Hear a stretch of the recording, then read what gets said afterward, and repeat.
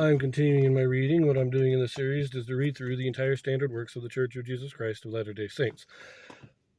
This consists of the Bible, the Book of Mormon, the Doctrine and Covenants, and the Pearl of Great Price. I am reading in a chronological order of events, not according to publication or volume, so I will be skipping around just a little bit as I move along.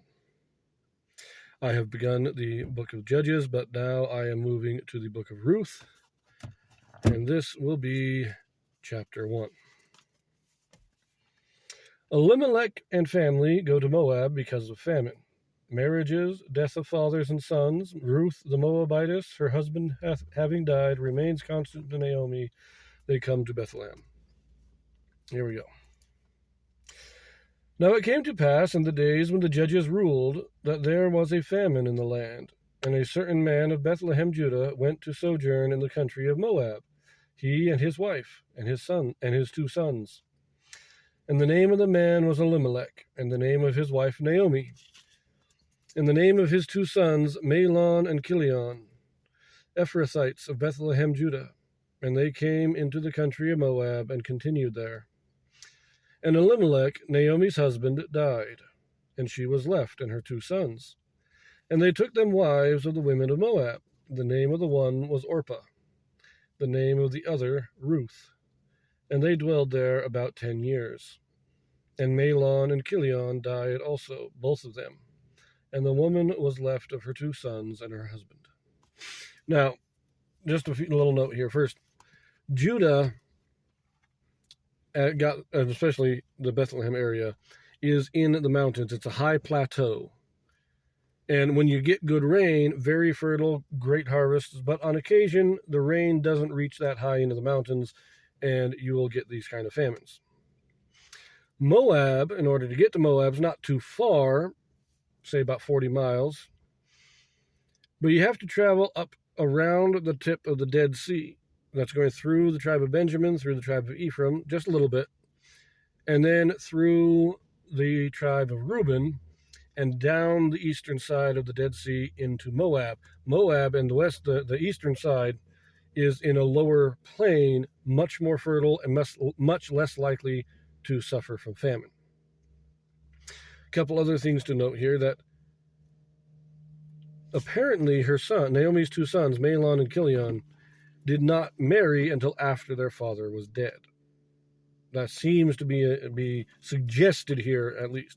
It's not stated directly, but it is somewhat suggested here. And then, after they're married, they live in Moab another 10 years. Now, it could be that the 10 years was just how long Naomi was in Moab. 10 years from the time they left Bethlehem to the time they come back. But it does seem to indicate that they went to Moab, Elimelech dies, then the 2 sons get married, and from that point, there is 10 more years that they stay in Moab before the 2 sons also die.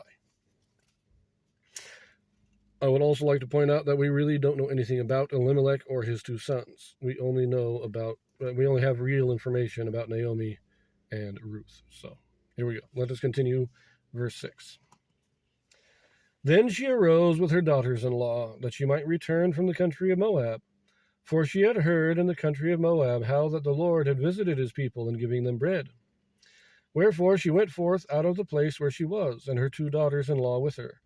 And they went on the way to return unto the land of Judah. So she got word that the famine was ended, and so she wants to go home because they have family land in Judah. It's just that it wasn't producing anything, so they had to leave. Verse 8. And Naomi said unto her 2 daughters-in-law, Go, return each to her mother's house. The Lord deal kindly with you, as ye have dealt with the dead, and with me. The Lord grant you that ye may find rest, each of you in the house of her husband.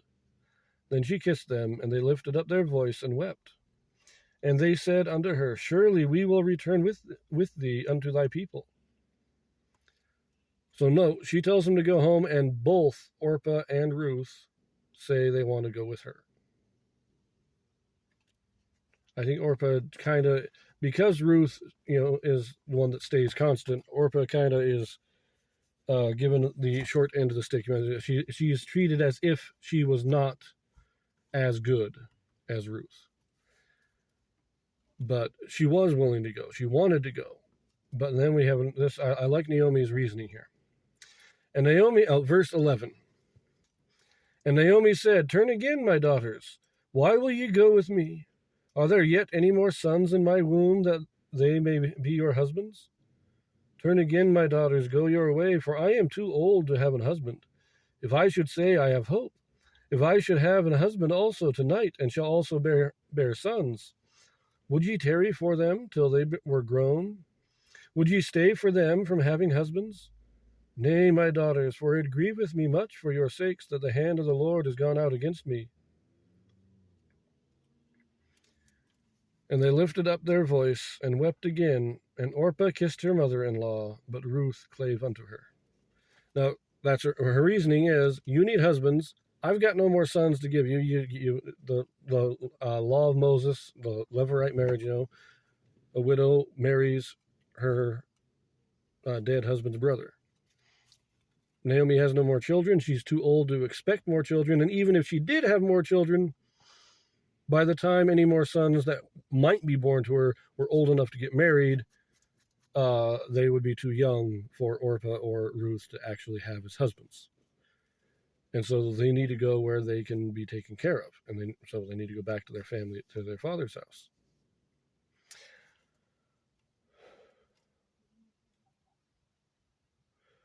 Well, actually, she calls it their mother's house, which is also significant.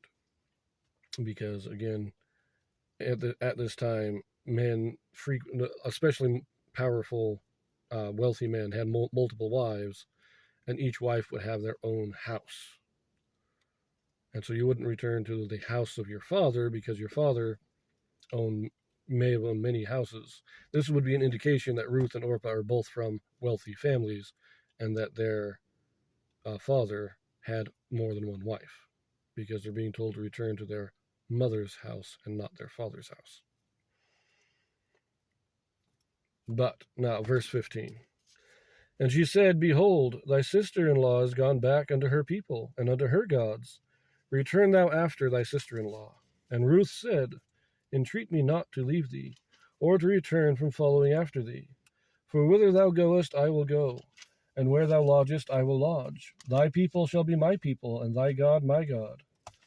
Where thou diest will I die, and there will I be buried. The Lord do so to me, and more also, if aught but death part thee and me." When she saw that she was steadfastly minded to go with her, then she left speaking unto her. So now Ruth convinced Naomi that she's just not going to go back. She's going with her, and so Naomi accepts it. But I like this,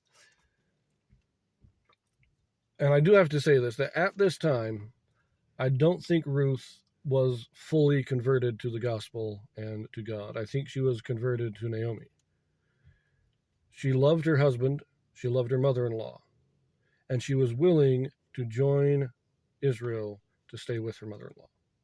She does later become converted. I think by the time she and Boaz are married, she is fully converted. But I think it is more at this time that she is converted to her mother-in-law. Not a bad thing. I'm not saying that's necessarily a bad thing, but I think the idea that she was already fully converted and was just going, I think that's an error. And I think it shows us a progression in Ruth's, not in her character and her personality. She was a very virtuous, very righteous woman. But it does show us a kind of a progression in her faith. That at the beginning, she is faithful to her mother-in-law. And later on, she is faithful to the Lord. Anyways, let us finish this. Verse 19. So they two went until they came to Bethlehem. And it came to pass, when they were come to Bethlehem, that all the city was moved about them. And they said, Is this Naomi? And she said unto them, Call me not Naomi, call me Mara, for the Almighty hath dealt very bitterly with me. I went out full, and the Lord hath brought me home again empty. Why then call ye me Naomi, seeing the Lord hath testified against me, and the Almighty hath afflicted me? So Naomi returned, and Ruth the Moabitess, her daughter-in-law, with her, which returned out of the country of Moab, and they came to Bethlehem in the beginning of barley harvest. So, no, there's a couple of things here. First, the name Naomi means sweet or it suggests sweetness. And the name Mara means bitter. It's the land that Moses tossed the tree in to heal the water because it was bitter water. That's what the term Mara means. And so she's kind of saying, don't call me Naomi because my life hasn't been sweet. My life has been bitter. In addition, note that they are there at the beginning of barley harvest. Now, in the Middle East, you have barley harvest and then you have wheat harvest. And these two things, if I understand correctly, I could be a little bit off on my timing, but they're about 6 weeks each, from what I understand.